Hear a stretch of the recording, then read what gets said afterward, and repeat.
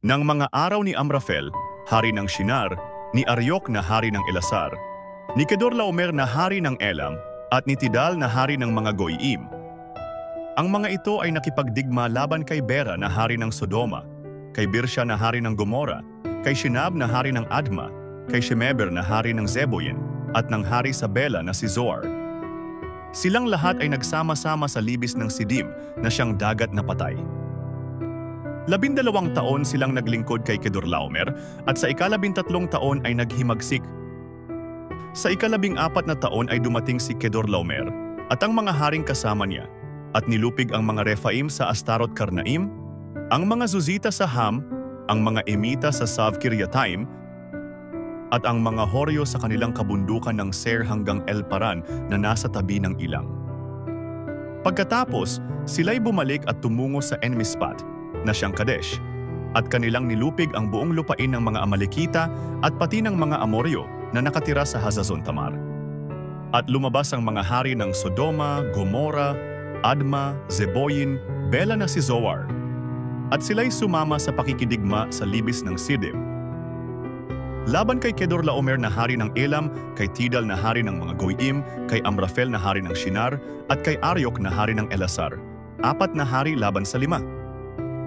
Ang libis ng Sidim ay puno ng hukay ng betun, at nang tumakas ang mga hari ng Sodoma at ng Gomora, ang ilan ay nahulog doon at ang natira ay tumakas sa kabundukan. At kanilang sinamsam ang lahat ng pag-aari at pagkain ng Sodoma at Gomora, at saka umalis. Dinala nila si Lot na anak ng kapatid ni Abram na nakatira sa Sodoma at ang kanyang mga pag-aari at sila'y umalis. At dumating ang isang nakatakas at ibinalita kay Abram na Hebreo na naninirahan sa mga puno ng insina ni Mamre na Amoreo, kapatid ni na Eskol at Aner. Ang mga ito ay mga kakampi ni Abram. Nang marinig ni Abram na nabihag ang kanyang kamag-anak, pinangunahan niya ang kanyang 300 at 18 mga sanay na tauhan na ipinanganak sa kanyang bahay at kanilang hinabol sila hanggang sa Dan. Kinagabihan, sila'y nagpangkat-pangkat laban sa kaaway, siya at ang kanyang mga alipin, at sila'y kanilang ginapi at hinabol sila hanggang sa Hoba na nasa hilaga ng Damasco. At iniuwi niya ang lahat ng pag-aari, gayon din si Lot na kanyang kamag-anak at ang kanyang mga pag-aari at ang mga kababaihan at ang taong bayan. Siya'y sinalubong ng hari ng Sodoma pagkatapos na siya'y bumalik mula sa pagkatalo ni Kedorlaomer at sa mga haring kasama niya sa libis ng Shave na siyang libis ng hari. At si Melchizedek, hari ng Salem na pari ng kataas-taasang Diyos, ay naglabas ng tinapay at alak.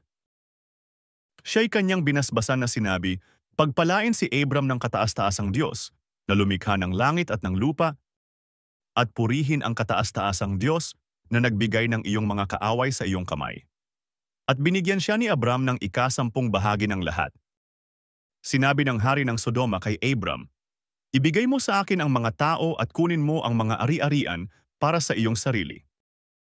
Sinabi ni Abram sa hari ng Sodoma, "Ako'y sumumpa sa Panginoong Diyos na kataas-taasan na lumikha ng langit at ng lupa na hindi ako kukuha kahit isang sinulid o isang panali ng sandalyas o ng anumang para sa iyo, baka iyong sabihin, pinayaman ko si Abram. Wala akong kukunin, maliban sa kinain ng mga kabataang lalaki at ang bahagi ng mga lalaking sumama sa akin, sina Aner, Eskol at Mamre.